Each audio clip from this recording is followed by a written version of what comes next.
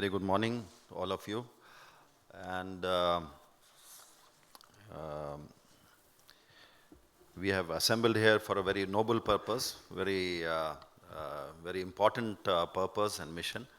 And that's basically to ensure that we are able to create more wind capacity in the state. And I must really thank and compliment the Independent Power Producers Association of India for organizing this significant event. And I am very proud to be here. Now, Karnataka has always been at the forefront of renewable energy, whether it is solar or wind, at least for last 20 years. And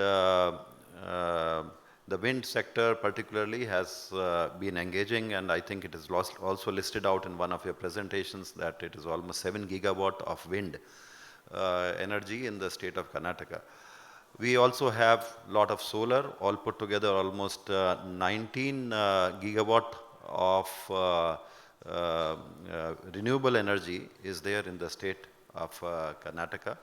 And the installed capacity wise, the conventional sources are much less. Thermal, for example, we have close to 5 gigawatt as a state GenCo, and plus the other shares, etc., put together comes to another 5. But hydro, we have close to, again, 4 gigawatt of hydro and all that. So we have had always a very, varied source mix in terms of power generation. We started obviously with hydro, long time back, 100 years back, and then thereafter, progressively, then number of other initiatives have been added. Now, in terms of total installed capacity, we have close to 34 gigawatt, and wind plus renewable energy, hydro plus renewable energy put together comes to almost 65%. This is a testament to the collaborative efforts of the state government as well as the private sector. The private sector has contributed to most of the renewable energy, and that has happened because of, yes, some difficulties, etc., etc. I know that Parag has listed out all the entire gamut of the difficulties that are there, and I hope that we will be able to address this. But as I said, it is like, a glass is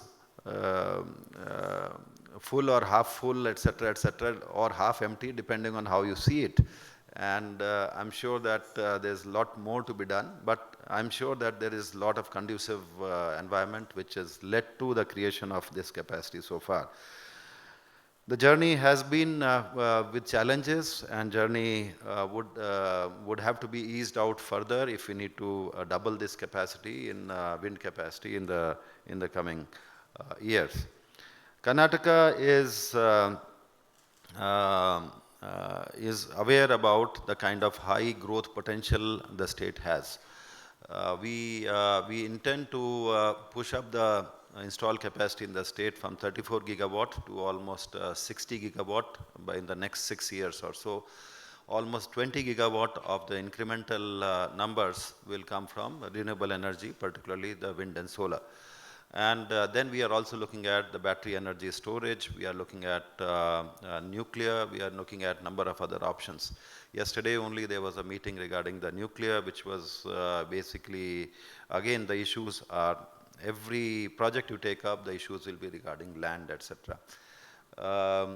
That is there across India. I've traveled to Odisha. I've traveled to a number of other states, etc. If you are going into mining, if you are going into steel, if you are going into anything else, the issues of land obviously will come up. There will be acquisition of lands. There will be issue of permissions, etc. In the power sector, yes, today also we are going to go to the Bangalore rural. Minister sir could not attend it because of that program, today's discussion. But the Bangalore rural, close to the Bangalore airport, a lot of development taking place. We need to augment our transmission and distribution capacities there. And that is a continuous exercise for augmenting the transmission network, because when we are talking about generation augmentation, the transmission augmentation also has to happen. In fact, now with the faster development of renewable energy, which can happen in matter of year or year and a half, what remains a constraint is the transmission capacity in the state. And that we are working at with very concerted efforts to see that it happens. With the intermittency of the renewable energy, which is wind and solar, solar particularly, we need to have much more storage capacity. And the storage capacity wise also battery energy storage, we are looking at solutions. We have been working with Ministry of Power to see how at least initially 1000 megawatt, 1 gigawatt kind of capacity gets created with 2 hours of storage, which will help us in evening out the kind of ups and downs of the wind energy. The key question always is, when the sun doesn't shine and the wind doesn't blow, who gives you the power? And we have to always fall back on thermal and all that. So those issues are there with us, and we are trying to work it out as to how we can have storage in terms of battery, also in terms of pumped storage. The pumped storage also, we have recently taken up 2000 megawatt, 2 gigawatt of Sharavati pumped storage, on which again the work is going on. Issues of land, issues of clearances, etc. Again, we have to grapple with it. There are eco-sensitive zones, there are forest-related issues, etc. We have been grappling with those issues. There will be environment concerns, there will be people concerns, etc. So these issues are being addressed by us, just like you have been addressing the issues which are being faced by you. So these initiatives are all necessary. Yesterday we had 2 rounds of discussions. One was in which Raghav and I think another friend of his, Madhav, Madan Gopal. Raghav and Madan Gopal came to me yesterday at around 10, 11 o'clock or so.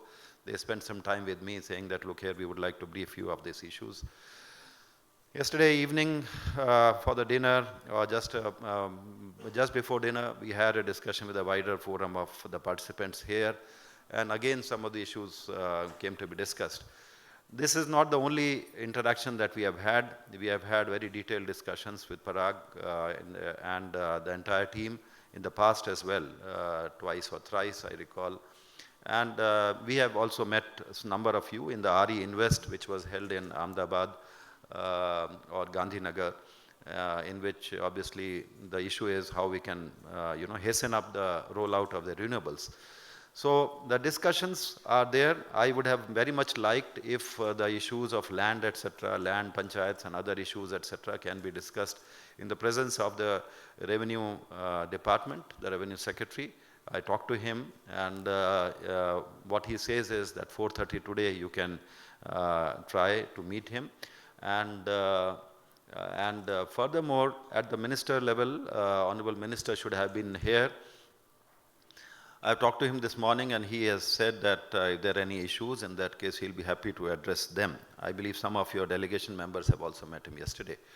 So the issues will be there. Some of the issues which have been listed out are there. They require concerted efforts. I'm sure that as the developers who have worked prior to the discussion today have engaged with these issues, each one of you, I'm sure that there are at least 6 major players, 6 to 8 major players who are there, who are adding a lot of capacities. And each one of you, whether it is Renew, whether it is JSW, whether it is a number of other such companies, you have been working with various functionaries, etc. I was remarking something, that when the pace of growth becomes fast and it needs to be added more and more, then we basically start facing the concerns expressed by the people. People don't like their lives to be disturbed by these kind of new developments, etc. If the pace of progress is less, in that case it gets absorbed.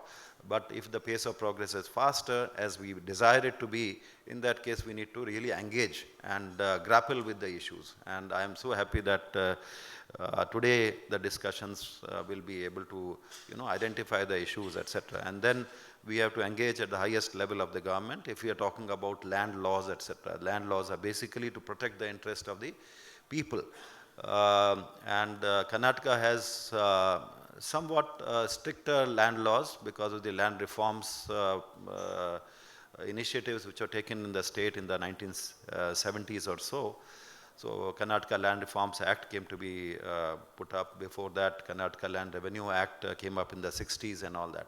So those legacy of protecting the interest of the tillers, the farmers, the landowners, etc., are there. But we need to liberalize it for the industrialization and for adding energy capacities, etc. So our policy and regulatory frameworks are being modified to attract investments, simplify processes, deemed generation for deemed NA, etc., etc. The provisions have been made.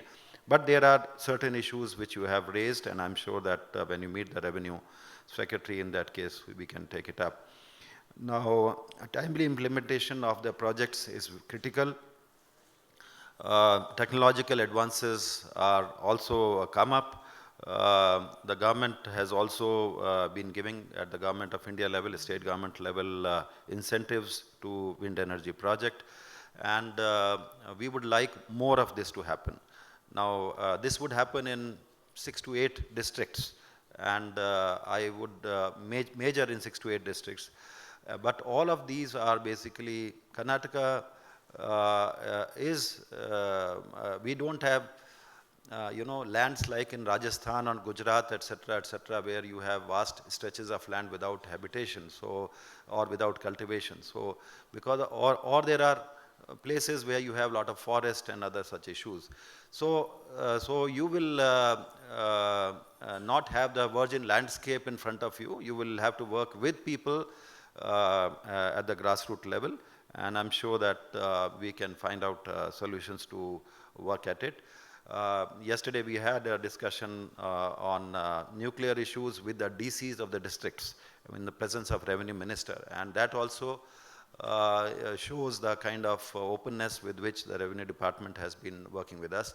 We are working with them for decentralized solar, and the government said that, okay, fine, the government lands can be given to the decentralized solar, which is basically the Kusum C kind of schemes, and that was made available. We have been sensitizing the deputy commissioners on this matter, and they have also been pretty supportive. The minister, sir, also, energy minister, sir, has also been taking it up.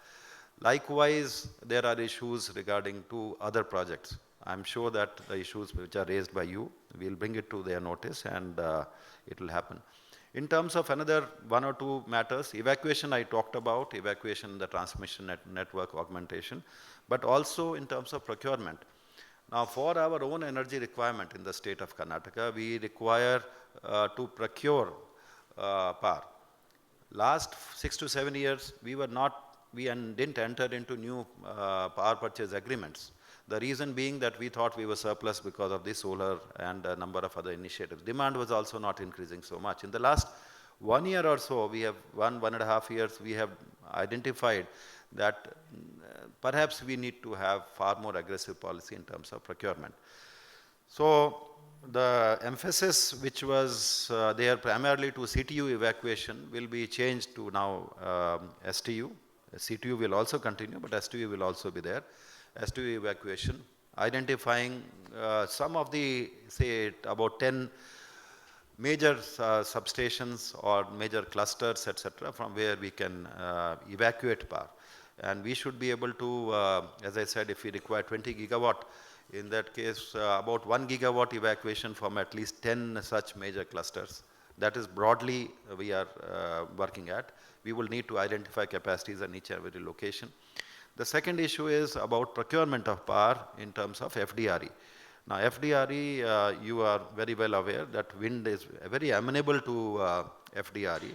So, solar plus wind plus the storage is a very good solution. I think a lot of people are working at it. So, we would like this also to happen. so that we have a stable and reliable energy supply, and we are not subjected to so much intermittency as, say for example, we have been seeing so far. So our state is blessed with solar and blessed with wind and blessed with hydro and all that. Karnataka, that way, is a blessed land, endowed by a lot of opportunities, and very progressive set of people. So we are working to integrate larger quantities of renewable energy, and we would like also, I think number of companies are working at it, to create environment for equipment manufacturing. If you are going to deploy it here, we are going to have set up more capacities here, then you should also look at equipment manufacturing, including wind generation equipment, and also of the plant transmission, electronics, associated software, hardware, etc. So this is broadly that we are looking at. We would like more and more of investments in the energy sector. Karnataka is going to have Invest Karnataka, which is an investment summit, which is being organized in February. Energy is one of the very important sector that we are looking at. Issues like green hydrogen, issues like storage, etc., are being looked at. We have plans to handle this, and we have policies, regulations, etc., which are there. Our goal is to ensure that we have healthy public-private partnership, research, development, and growth, innovation, etc. So I am confident that discussions and insights that are shared today will pave the way for Karnataka to further its wind energy sector. Together we can and we must achieve all the energy and climate goals and ensuring a brighter and greener future for all of us. Thank you.